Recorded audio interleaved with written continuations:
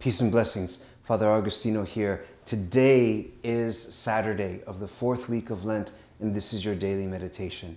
Well, brothers and sisters, were you watching yesterday when Pope Francis did an Urbi et Orbi to the city and to the world address that he only usually does twice a year, and it was attached with a special indulgence, very special prayer, a time when the entire world came together in prayer, maybe like never before. Well, he shared a couple of words that are powerful, difficult, but I think that during these days of difficulty, they're words that we should meditate on.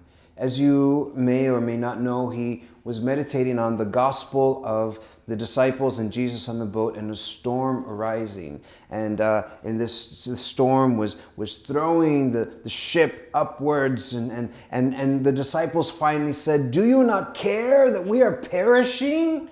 And Jesus was asleep. Now, aside from the fact that this gospel says that Jesus was sleeping, the only time in the gospel, Pope Francis shares, that we see him sleeping, he must have been a very deep sleeper to be asleep during this whole storm. But the response of the disciples, "Do you not care?" Pope Francis speaks about this, but he also speaks about what is revealed in us in the storm. In the disciples, it was revealed that their faith was only so much. And in a way, maybe they needed that storm so that they could believe more. Because after they saw Jesus calm the storm, they said, "Who is this? Who is this?" We have storms going on. A storm not just of a coronavirus crisis, but storms of wars, of famine, of floods, storms of environmental issues, storms of politics, storms of our own wounds, our own issues. We have storms. And Pope Francis shares, in this storm, the facade of those stereotypes with which we camouflaged our egos, always worrying about our image, has fallen away, uncovering once more that blessed common belonging of which we cannot be deprived, our belonging as brothers and sisters. It's good that during these days we have, I hope, been more concerned about our neighbors than ever. Reached out and say, "Hey, you guys got everything that you need? Hey, do you need anything?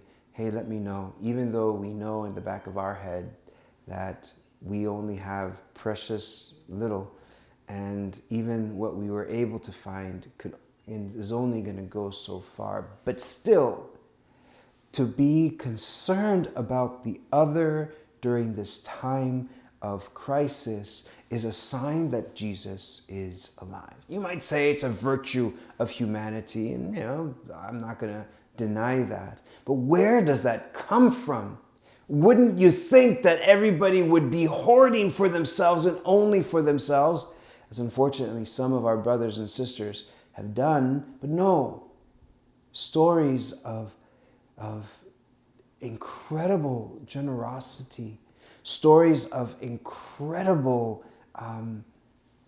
sacrifice, even to the point of giving up one's own life.